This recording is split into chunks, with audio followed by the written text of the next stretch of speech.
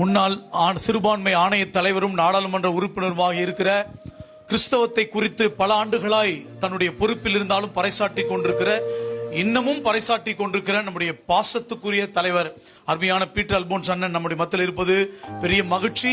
தொடர்ந்து சிறப்புரை ஆற்றி நம்மை உற்சாகப்படுத்துவார்கள். கரங்களை தட்டி நம்முடைய அண்ணனை வரவேற்போம். நல்ல கைகளை தட்டி. தமிழ்நாடு கிறிஸ்தவ திருச்சபைகளுடைய கூட்டமைப்பு சார்பாக இன்னைக்கு சிறப்பாக நம்முடைய மாண்புமிகு சட்டப்பேரவை தலைவர் அவர்களுக்கு ஒரு பாராட்டு விழாவை போலும், தமிழக அமைச்சரினுடைய பிரதிநிதியாக பட்டியலின மக்கள், ஒடுக்கப்பட்ட மக்களுடைய பிரதிநிதியாக இந்த அமைச்சரவையில் இடம்பெற்றிருக்கின்ற அன்பிற்குரிய தம்பி வன்னியரசு அவர்களை வாழ்த்துகின்ற நிகழ்வாகவும், அதே நேரத்தில் புதிதாக தேர்ந்தெடுக்கப்பட்டிருக்கிற அரசிற்கு நம்முடைய கோரிக்கைகள், நம்முடைய தேவைகள் பலகாலம் தொடர்ந்து பலமுறை முன்னெடுத்து சென்றாலும் கூட இன்னும் நிறைவேற்றப்படாமல் இருக்கின்ற பல்வேறு கோரிக்கைகளை பற்றிய ஒரு நினைவூட்டுதலை புதிய அரசுக்கு சமர்ப்பிக்கின்ற ஒரு நிகழ்வாக, ஒரு அற்புதமான நிகழ்ச்சியாக நம்முடைய பாஸ்டர் நெல்சன் அவர்கள் இந்த நிகழ்ச்சியை ஒருங்கிணைத்திருக்கிறார். இந்த அருமையான நிகழ்விலே உங்களை எல்லாம் நான் சந்திப்பதிலே மிக்க மகிழ்ச்சி.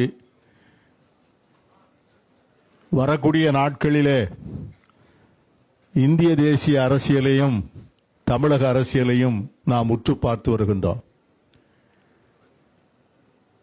ஒரு சிறுபான்மை சமூகத்தை சார்ந்தவராக இந்த நாட்டிலே வாழ்வது என்பது எவ்வளவு பெரிய சவால் என்பதை ஒவ்வொரு நாளும் உணர்ந்தவர்களாக இருக்கிறோம். மதச்சார்பற்ற நாடு என்று அழைத்தாலும் கூட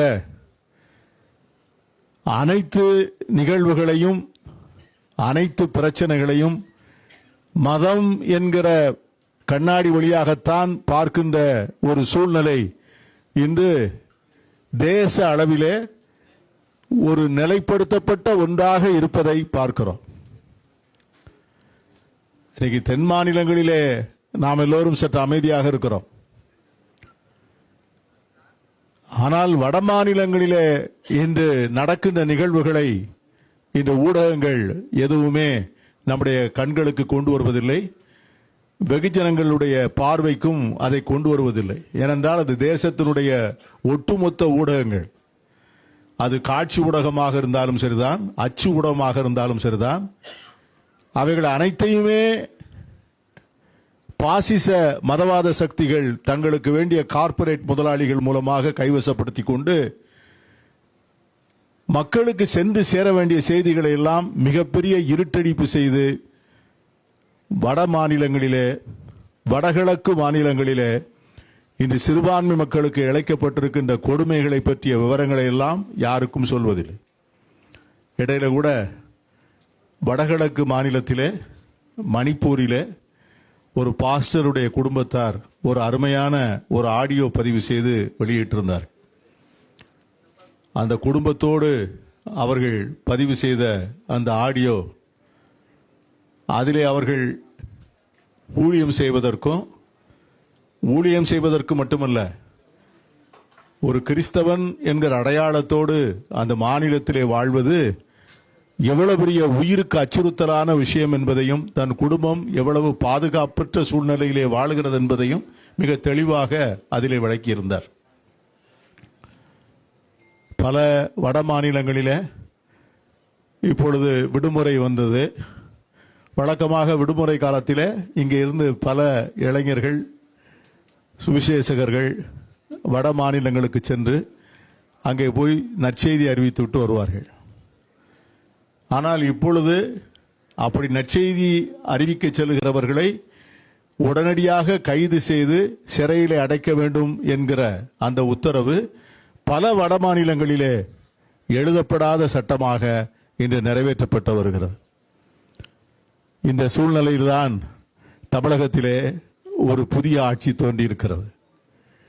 சுதந்திர இந்தியாவினுடைய வரலாற்றிலே, தமிழகத்தினுடைய வரலாற்றிலே ஜோசப் விஜய் என்கிற ஒருவர் தமிழகத்திலே முதலமைச்சராக வருவார் என்று யாராவது நினைத்து கூட பார்க்க முடியாத ஒரு சூழ்நிலையிலே அப்படிப்பட்ட ஒரு மாபெரும் அதிசயத்தை இறைவன் நிறைவேற்றி காண்பித்திருக்கிறார். இந்த தேர்தல் பல செய்திகளை உறக்க சொல்லியிருக்கிறது. சாதி, மதம், பணம் என்று அரசியலில் ஆதிக்கம் செய்த அத்தனையும் அடித்து நொறுக்கி ஜனநாயகத்தினுடைய உண்மையான விழுமியங்களை வெளிக்கொண்டு வந்த பெருமை இந்த தேர்தலுக்கு உண்டு. அதான் என்கிட்ட கேட்டாங்க, இந்த வகுப்புவாத அரசியலுக்கு இதைவிட ஒரு பெரிய முற்றுப்புள்ளி வைப்பதற்கு இந்த விஜய் ஃபேக்டர் இருக்கு பார்த்தீங்களா? கொஞ்சம் கற்பனை பண்ணி ஒரு பார்த்த, நான் கூட நேற்று ஒரு தொலைக்காட்சியில் பேசினேன். விஜய் என்கிற ஃபேக்டர் இல்லைன்னு வச்சுக்கோங்க, தமிழ்நாட்டில் எலெக்ஷன் ரிசல்ட் எப்படி இருந்திருக்கும்? பாஜகவுக்கு எத்தனை இடம் வந்திருக்கும்? அதிமுகவுக்கு எத்தனை இடம் வந்திருக்கும்? பாஜகவுக்கு ஒரு 15-20 நாடு சட்டமன்ற உறுப்பினர்கள் கையிலே கிடைத்திருந்தால் தமிழ்நாட்டில் விட்டு வைப்பார்கள் அவர்கள்? ஒன்றும் இல்லாமல் பாஜகவை ஒரே தேர்தலிலே துடைத்து வெளியே போட்ட பெருமை இந்த தேர்தலுக்கு உண்டு. அந்த ஒரு இடம் கூட ஊட்டியில ஜெயிச்சது கூட காங்கிரஸ் கட்சிக்குள்ளே இருந்த சில குளறுபடிகள் தானே ஒழிய, இல்லைன்னா அந்த சீட்டு கூட ஜெயிச்சிருக்காது நீலகிரியில்.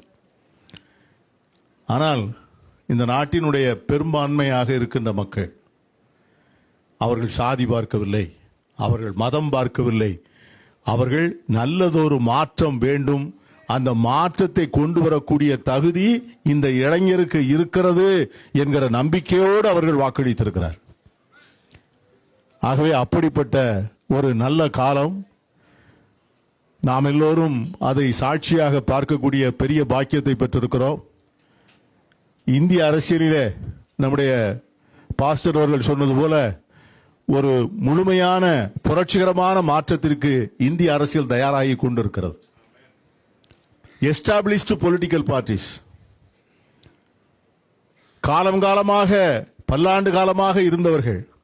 நான் 10 முறை நாடாளுமன்ற உறுப்பினர், நான் 8 முறை சட்டமன்ற உறுப்பினர், நான் 5 முறை மந்திரி, நான் நிரந்தரமான அமைச்சர், நான் நிரந்தரமான தலைவர், நான் நிரந்தரமான மாவட்ட செயலாளர், நான் இல்லைன்னா என் பையன் இல்லைன்னா என் மனைவி, இதை எல்லாத்தையும் ஜோசப் விஜய் அடித்து நொறுக்கி ஆளே இல்லாம பண்ணு. ஜாதி மதம்லாம் இல்லை, பணம் தொகுதி வாரியாக அள்ளி அள்ளி கொடுக்கப்பட்ட இடத்துலலாம் பணமே விலை போகாமல் பணத்தை பெற்றுக்கொண்ட மக்கள் எல்லாத்தையும் வாங்கி பத்திரமா வைத்துக்கொண்டு நேரா போய் விசிலுக்கு போய் ஓட்டு போட்டு வந்துட்டாங்க. எல்லாருக்கும் ஓட்டு பிடி திறந்த பிறகு ஆச்சரியம். உண்மையிலே நான் கூட என்னுடைய அருமை நண்பர் ஜேசிடி அவர்கிட்ட கேட்பேன், இவர் என்ன எப்படி ஒரு முடிவு எடுத்துட்டாருன்னு நினைச்சேன். ஆனால் தான் சொல்லலாம், அதிசயங்களை செய்கிற ஆண்டவர் அல்லவா அவர். அதனால அதை தாங்க முடியாமல் நடக்கின்ற இந்த மாற்றங்கள் வேண்டும் என்கிற ஒரு உணர்வோடு ஒரு தேர்தல் முடிவுகளை நாம் பெற்றிருக்கிறோம். நாம நீண்ட நாள் நம்முடைய ஒரே கோரிக்கை, இந்த ஷெட்யூல் காஸ்ட் கிறிஸ்டியன்ஸை ஷெட்யூல் காஸ்ட்ல சேர்க்கணும். இதுக்கு பல கட்டம். இங்க இதற்காக ஒரு இயக்கமே, தனி இயக்கமே நடக்கிறது. தலித் கிறிஸ்டியன் மூவ்மெண்ட் பண்றாங்க. வருஷா வருஷம் ஒரு நாளை அதற்கான நாளாக நாம் அர்ப்பணித்து அன்னைக்கு ஆர்ப்பாட்டங்கள்லாம் பண்றோம். நம்முடைய பல நேரங்களில் உச்சநீதிமன்றத்தில் பெட்டிஷன் போட்டிருக்கோம். உச்சநீதிமன்றத்தில் வழக்கு விசாரணைக்கு வரப்போற அந்த நேரம் பார்த்து மோடி அரசு என்ன பண்ணுச்சுன்னா, உடனே ஜஸ்டிஸ் பாலகிருஷ்ணன் தலைமையில் ஒரு கமிஷனை போட்டாங்க. திரும்ப மீண்டும் ஒரு முறை ஏற்கனவே ரங்கநாத் மிஸ்ரா கமிஷன், உச்சநீதிமன்ற கமிஷன் இவர்களுடைய சமூக நிலையிலே மாற்றமில்லை என்கிற ஒரு தெளிவான அறிக்கை கொடுத்திருக்கிறது. இவர்கள் மதம் மாறி இருக்கிறார்களே ஒழிய இவருடைய சமூக நிலையிலே எந்த மாற்றமும் இல்லை. இவர்கள் தொடர்ந்து அந்த இடங்களிலே இவர்கள் தீண்டப்படாதவர்களாக, தாழ்த்தப்பட்டவர்களாகத்தான் இன்னும் பார்க்கப்படுகிறார்கள், அங்கீகரிக்கப்படுகிறார்கள். அதுதான் உண்மை. அவருடைய வாழ்க்கையிலே மாற்றமில்லை என்கிற அறிக்கையை ரங்கநாத் மிஸ்ரா கமிஷன் அறிக்கை தெளிவாக கொடுத்திருக்கு. அந்த அறிக்கையினுடைய அடிப்படையில் தான் உச்சநீதிமன்றம் உத்தரவு போட இருந்தது. மதம் மாறிய புத்திஸ்ட், புத்த மதத்திற்கு மாறியவருக்கு அந்த ஷெட்யூல் காஸ்ட் பெனிஃபிட் இருக்கு. சீக்கிய மதத்திற்கு மாறியவர்களுக்கு ஷெட்யூல் காஸ்ட் பெனிஃபிட் இருக்கு. ஆனா கிறிஸ்தவ மதத்திற்கு மாறியவர்களுக்கு மட்டும் இல்லையே. அது ஆர்டிகிள் 14 ஈக்குவாலிட்டி பிஃபோர் லா. நான் வேற சீக்கியர் வேறையா, நான் வேற புத்தர் வேறையா, அப்ப அவர்களுக்கெல்லாம் இருக்கிற உரிமை எனக்கு ஏன் இல்லை அப்படிங்கிற அந்த கிரவுண்ட்ல அந்த மதம் மாற்றம் என்பது சமூகத்தினுடைய எந்த அடித்தளத்தையும் மாற்றவில்லை என்கிற ரெங்கநாத் மிஸ்ரா கமிஷன் அறிக்கையில அந்த தீர்ப்பு வர இருப்பதற்கு 4 நாட்களுக்கு முன்னால் மோடி அரசு அதை உணர்ந்து இத அந்த வழக்கை முடிக்க விட்டுறக்கூடாது, நாங்க இன்னொரு கமிஷன் போடுறோம், ரெங்கநாத் கமிஷன் அறிக்கையில சில தகவல்கள் இல்லை அப்படின்னு ஜஸ்டிஸ் பாலகிருஷ்ணன் கமிஷன் அறிக்கை வாங்கியிருக்காங்க. இது உச்சநீதிமன்றத்தில் தான் இந்த போராட்டம் நடக்க வேண்டியிருக்கு. நாம் சட்டமன்றத்தில் தீர்மானம் கொடுக்கணும்னு கேட்டோம். நானே தனிப்பட்ட முறையில் நான் ஆணைய தலைவராக இருக்கின்ற போது நம்முடைய விடுதலை சிறுத்தைகள் கையில் அன்னைக்கு சிந்தனை செல்வன், காங்கிரஸ் பெரியக்கத்தில் இருக்கிற செல்வ பெருந்தகை, இன்னும் அங்கே இருக்கிற அத்தனை கட்சி தலைவர்களையும் தொடர்பு கொண்டு சட்டமன்றத்தில் இதற்காக தீர்மானமும் கேட்டோம். சட்டமன்றத்தில் அந்த தீர்மானமும் நிறைவேற்றப்பட்டது. இது இன்னைக்கு சட்டமன்றத்தினுடைய பர்வியூல இல்லை.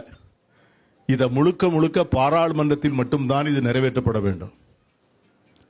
நான் பாராளுமன்றத்தில் இருக்கும்போது, வாஜ்பாய் அவர்கள் பிரதமராக இருக்கின்ற போது, அத்வானியும் வாஜ்பாயும் எல்லா கட்சியும் கூப்பிட்டு நிதிநிலை அறிக்கைக்கு முன்பு என்ன செய்ய வேண்டும் என்று கேட்பதற்காக கூப்பிட்டப்போ தமிழ் மாநில காங்கிரசின் சார்பாக நானும் திரு முன்னாள் அமைச்சர் சிதம்பரம் அவர்களும் போனோம்.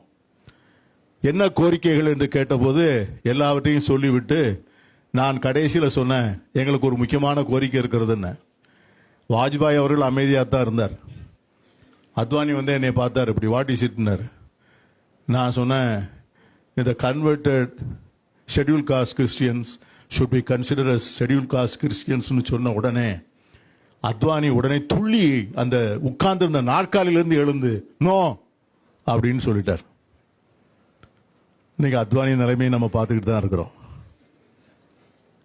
ஆகவே இது உச்சநீதிமன்றத்தில் இருக்கிற வழக்கு, அதை சிறப்பாக கையாளணும். அதற்காக நம்முடைய வழக்கறிஞர்கள் உச்சநீதிமன்றத்தில் பணியாற்றி கொண்டிருக்கிறார்கள்.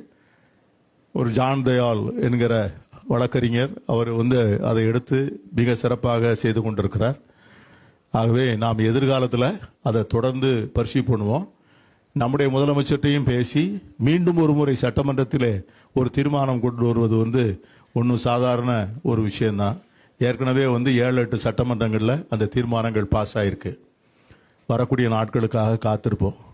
நம்ம செய்ய வேண்டியது ஒன்று தான். உங்களை எல்லாம் மிக பணிவோடு கேட்டுக்கொள்வேன். நாம் ஒரு பன்முனை சமூகத்தில் வாழ்கிறோம், அதிலும் சிறுபான்மையாக வாழ்கிறோம். இந்த சிறுபான்மையாக வாழக்கூடிய நமக்கு இருக்கிற உரிமைகள் பெரும்பான்மையாக வாழக்கூடிய மக்களுடைய உரிமைகளை விட பெரிய உரிமைகள் நமக்கு இருக்க முடியாது. ஆனால் நம்மில் சிலர் அதை புரிந்து கொள்வதில்லை. Minority rights are supreme than the rights of the majorities அப்படிங்கிற எண்ணம் வருகின்ற போதுதான் அதை வகுப்புவாத அரசியல் கட்சிகள் அந்த மக்களுடைய மனநிலையை மாற்றி விடுகிறார்கள். அவர்கள் சிறுபான்மையினர், அவர்களுக்கு என்ன அவ்வளவு உரிமை, அவர்களுக்கு ஏன் அத்தனை கல்வி நிறுவனங்கள், அவங்களுக்கு ஏன் அத்தனை சலுகைகள், ஆகவே அது ஏன் நமக்கு கிடையாது, ஆகவே இந்த கவர்மெண்ட் எல்லாம் சிறுபான்மை மக்களை தான் ஆதரிக்கும், நாம் 85 விழுக்காடு, ஆகவே நாம் தான் அதை நிர்ணயிக்க வேண்டும் என்று அந்த மக்கள் மத்தியிலே வெறுப்பு விதைகளை விதைக்கிறார்கள். அந்த வெறுப்பு விதைகளை விதைக்கின்ற காரணத்தால் தான் வகுப்புவாத அரசியல் வளர்கிறது. அந்த வகுப்புவாத அரசியல் வளர்வதற்கு நாம் எந்த வகையிலையும் காரணமாக இருந்துடக்கூடாது. அதை நம்முடைய சமூக தலைவர்கள் தான் அங்கங்கே வழிகாட்ட வேண்டும். ஆகவே நாம் நமக்கு வேண்டியதைத்தான் கேட்கிறோம். என்னைக்கும் பேராசைப்படவில்லை. ஒழுக்கத்தோடு வாழ்கின்ற சமூகம்.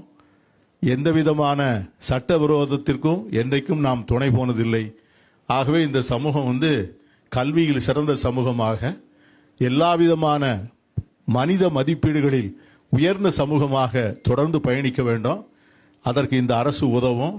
வரக்கூடிய நாட்களிலே எங்களை போன்றவர்கள், நாங்கள்லாம் we have run our race. பவுலடியார் சொன்னது போல பந்தய ஓட்டத்தை முடிச்சிட்டோம் இல்லையா? என்ன இருக்கா?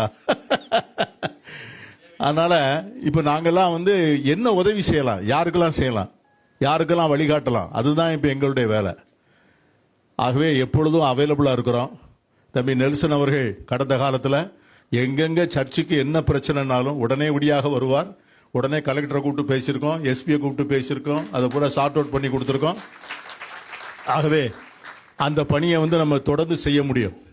ஆகவே யாரும் நியாயமான ஒழுக்கமான அரசியல் சாசன சட்டப்படி வாழ்கின்ற வாழ்க்கைக்கு நாம் தயாராக இருப்போம், தைரியமாக இருப்போம்.